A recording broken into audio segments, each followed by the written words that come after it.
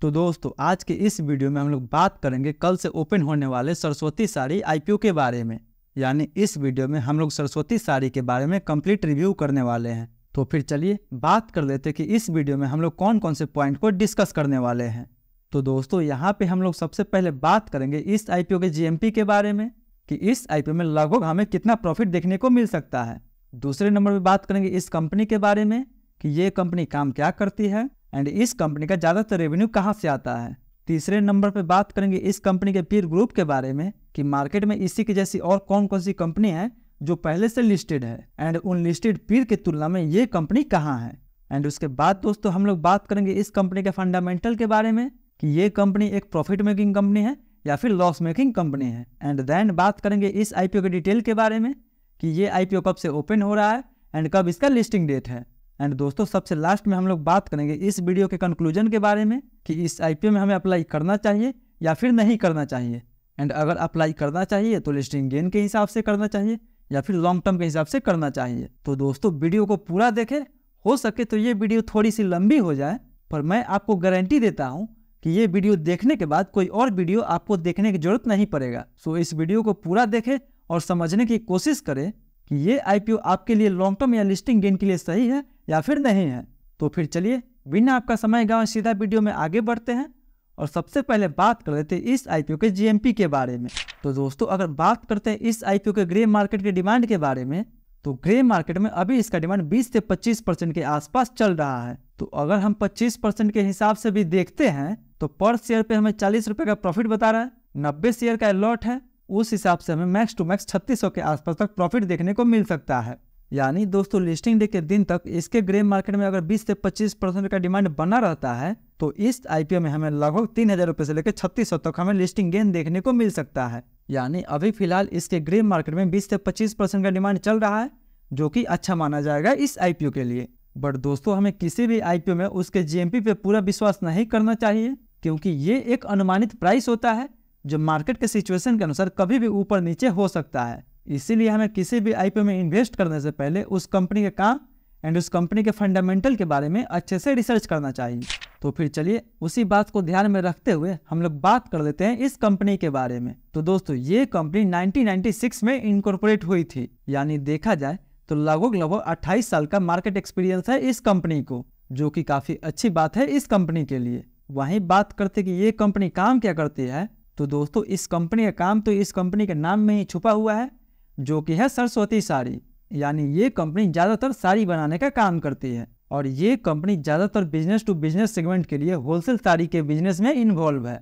But दोस्तों ये company केवल साड़ी के बिजनेस में ही इन्वॉल्व नहीं है, बल्कि उसके अलावा kurti, dress material, blouse piece, lehenga and bottom इत्यादि भी बनाती है। यानी एक तरह से आप ये समझ सकते हैं कि ये कंपनी लेडीज वियर बनाती है। बट ये याद रहे दोस्तों कि इस कंपनी का 90% से ज़्यादा का रेवेन्यू साड़ी के सेल से आता है। यानी ये कंपनी ज़्यादातर साड़ी के बिजनेस में इन्वॉल्व है। सो दोस्तों आई होप कि इस कंपनी के काम के बारे में आप आसानी से समझ गए होंगे। वहीं दोस्तों अब अगर हम इस कंपनी के पीर ग्रुप के बारे में बात करें तो दोस्तों मार्केट में इसी की जैसी दो और कंपनियां हैं जो पहले से लिस्टेड है। एक है साई सिल्क काला मंदिर, दूसरा है गो फैशन। बट दोस्तों इन दोनों का अगर हम पिछले पास्ट कुछ सालों का रिटर्न देखें तो ये दोनों अपने बीते कुछ सालों में निगेटिव में रिटर्न दी है। यानी देखा जाए तो साई सिल्क काला मंदिर का आईपीओ तो अभी 1 साल पहले ही आया था एंड वहां से ये लगभग 40% के आसपास तक करेक्ट हो चुका है। बट वहीं अगर गो फैशन में देखा जाए तो लॉन्ग टर्म में भी ये आईपीओ हमें 10% के माइनस में ही रिटर्न दिया हुआ है। सो आप लोग इस कंपनी को देख के इसके फ्यूचर का आप लोग अंदाजा लगा सकते हैं कि ये कंपनी आपको आगे कैसे रिटर्न दे सकती है। क्योंकि अगर इस कंपनी का हम पीर कंपेरिजन करें तो सरस्वती साड़ी का अर्निंग पर शेयर लगभग 7 रुपये के आसपास है, जबकि साई सिल्क काला मंदिर का अर्निंग पर शेयर 8 रुपये के आसपास है। एंड अर्निंग पर शेयर की तुलना में अगर कंपनी के पी रेशियो के हिसाब से कंपेयर करें तो सरस्वती साड़ी का पी लगभग 27 का है, जबकि साई सिल्क काला मंदिर का पी लगभग 30 के आसपास है। बट अगर इसके इंडस्ट्री का पी देखा जाए तो वो लगभग 38 के आसपास है। यानी अगर देखा जाए तो ये दोनों आईपीओ अपने इंडस्ट्री के पी से तो हमें नीचे ट्रेड करते हुए नजर आ रहा है, जिसको देखकर हम बोल सकते हैं कि सरस्वती साड़ी अपना आईपीओ एक फेयर वैल्यू पे लेके आ रहा है। यानी ये आईपीओ ना ज़्यादा हमें महंगा और ना ही ज़्यादा हमें सस्ता मिल रहा है। वहीं दोस्तों अब अगर हम इस कंपनी के फंडामेंटल के बारे में देखने की कोशिश करें तो कंपनी का एसेट एंड कंपनी का रेवेन्यू तो ईयर ऑन ईयर बेसिस पे लगातार बढ़ते हुए नजर आ रहा है। बट वहीं अगर कंपनी के प्रॉफिट के बारे में बात की जाए तो कंपनी का प्रॉफिट भी ईयर ऑन ईयर बेसिस पे काफी अच्छा तरीका से बढ़ते हुए नजर आ रहा है, क्योंकि केवल 2023 से 2024 के बीच में ही देखा जाए तो एक साल के अंदर ही कंपनी के प्रॉफिट में लगभग 29% का उछाल देखने को मिला है। यानी जहां कंपनी FY23 में लगभग 23 करोड़ के प्रॉफिट में बैठी हुई थी, वहीं ये फिलहाल FY24 में ऑलमोस्ट 30 करोड़ के प्रॉफिट में बैठी हुई है। यानी ईयर ऑन ईयर बेसिस में इसके प्रॉफिट में 29% का इंक्रीज देखने को मिला है।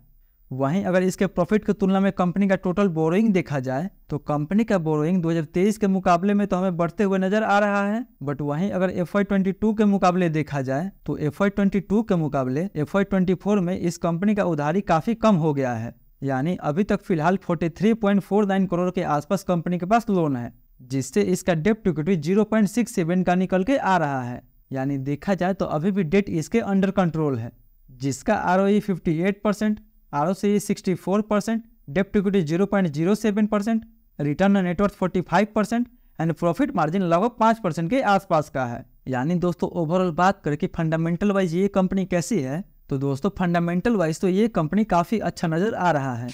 वहीं दोस्तों अब हम लोग बात कर लेते हैं इस IPO के डिटेल के बारे में। तो ये IPO 12 से लेकर 14 अगस्त तक खुला रहेगा, जिसका प्राइसमेंट 152 रुपए से लेकर 160 रुपए पर शेयर रखा गया है, जिसका टोटल इशू साइज 160 करोड़ के आसपास होने वाला है, जिसमें से 104 करोड़ के आसपास फ्रेश इशू एंड 56 करोड़ के आसपास ऑफर फॉर सेल होने वाला है। मतलब ये 104 करोड़ कंपनी अपने वर्किंग कैपिटल के तौर पे यूज करेगी एंड ये 56 करोड़ सीधा के सीधा प्रोमोटर के पैकेट में जाने वाला है, जिससे कंपनी को कोई भी बेनिफिट नहीं होने वाला है। वहीं मिनिमम हम इसमें 1 लॉट अप्लाई कर सकते हैं। 1 लॉट में हमें 90 शेयर मिलेगा, जिसके लिए हमें 14,400 रुपये तक इन्वेस्ट करना होगा। वहीं दोस्तों अब अगर हम रिटेल कोटा के बारे में बात करें तो रिटेल के लिए इस IPO में 35% का कोटा रखा गया है, जो कि काफ़ी अच्छी बात है रिटेल के लिए। यानी अगर इस IPO में रिटेल के लिए 35% का कोटा रखा गया है तो इसमें रिटेल का अलॉटमेंट चांस और ज़्यादा हद तक बढ़ जाएगा। वहीं इसका अलॉटमेंट हमें 16 अगस्त को बिग शेयर के वेबसाइट पे एंड लिस्टिंग हमें इसका 20 अगस्त को देखने को मिल जाएगा। तो दोस्तों ये तो हो गया इस IPO के कंप्लीट डिटेल के बारे में। तो फिर चलिए अब हम लोग बात कर लेते हैं इस वीडियो के कंक्लूजन के बारे में कि इस IPO में हमें अप्लाई करना चाहिए या फिर नहीं करना चाहिए। तो दोस्तों यहाँ पे हम लोग सबसे पहले बात करेंगे कि क्या हमें इस IPO में लिस्टिंग गेन के लिए अप्लाई करनी चाहिए या फिर नहीं करनी चाहिए। तो दोस्तों मार्केट में अभी इसका डिमांड 25% के आसपास चल रहा है। तो अगर इसका ग्रे मार्केट में डिमांड 25% के आसपास तक बना रहता है तो आपको इस IPO में जरूर अप्लाई करनी चाहिए। बट अगर आपको IPO GMP का डेली अपडेट चाहिए तो उसके लिए आप हमारे टेलीग्राम ग्रुप से जुड़ सकते हैं, जिसका लिंक आपको डिस्क्रिप्शन बॉक्स में देखने को मिल जाएगा, क्योंकि आपको इस टेलीग्राम ग्रुप में डेली लेटेस्ट GMP का अपडेट आपको मिल जाएगा। सो अगर इसके GMP में 20 से 25% का डिमांड बना रहता है तो इस IPO में आपको जरूर अप्लाई करनी चाहिए। वहीं अब हम बात कर लेते हैं कि क्या हमें इस IPO में लॉन्ग टर्म के लिए अप्लाई करनी चाहिए या फिर नहीं करनी चाहिए। तो दोस्तों सबसे पहले मैं बात करना चाहूँगा इस कंपनी के पीर ग्रुप के बारे में, जो कि आप कुछ ही समय पहले देखे हैं। यानी अगर आप अच्छे से इस कंपनी के पीर ग्रुप के बारे में देखे होंगे तो आपको याद होगा कि इसके दोनों पीर ग्रुप में से हमें कोई भी पॉजिटिव में रिटर्न बना के नहीं दिया है। सो अगर पीर ग्रुप को देखते हुए इस कंपनी में लॉन्ग टर्म के लिए अप्लाई करना चाहते हैं तो उसके लिए तो बेशक ना है। बट अगर आप इस कंपनी के फंडामेंटल को एंड अगर आप इस कंपनी के बिजनेस को देख के अप्लाई करना चाहते हैं तो बेशक आप इसमें 4 से 5 साल के लिए अप्लाई कर सकते हैं, क्योंकि दोस्तों ये कंपनी जिस सेक्टर में काम करती है वो सेक्टर भी अपने आप में काफ़ी डिमांडिंग है। एंड इस कंपनी का जो प्राइसमेंट रखा गया है 152 से लेकर 160 रुपये के बीच में, वो भी काफ़ी अट्रैक्टिव लग रहा है। सो आप चाहे तो मिडिल टर्म के लिए तो नहीं, पर लॉन्ग टर्म के लिए आप अपना पैसा जरूर लगा सकते हैं। बट अगर आप इस पे शॉर्ट टर्म के लिए गेन चाहते हैं तो उसके लिए आप इस IPO को अवॉइड कर सकते हैं, क्योंकि दोस्तों साई सिल्क भी इसी की जैसी एक सिमिलर कंपनी है जिसमें पिछले 1 सालों में हमें लगभग 40% के आसपास तक करेक्शन देखने को मिला है। सो लॉन्ग टर्म के लिए जाने के पहले एक बार आप इसके पीर को जरूर विजिट कर लें, वहां से आपको आइडिया लग जाएगा कि इसमें आपको लॉन्ग टर्म के लिए जाना है या नहीं जाना है। बट दोस्तों अगर मैं अपना ओपिनियन बताऊं तो मैं इस IPO में तो बिल्कुल लॉन्ग टर्म के लिए अप्लाई नहीं करने वाला हूं।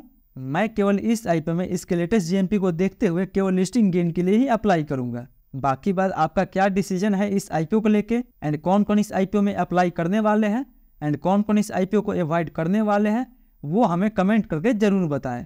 तो आई होप दोस्तों आज का ये वीडियो आपको काफ़ी पसंद आया होगा। अगर वीडियो पसंद आया हो तो वीडियो को लाइक करें, चैनल को सब्सक्राइब करें एंड जो भी आपका सवाल है वो हमसे कमेंट करके ज़रूर पूछिए। फिर मिलते हैं अगले वीडियो में, तब तक के लिए धन्यवाद।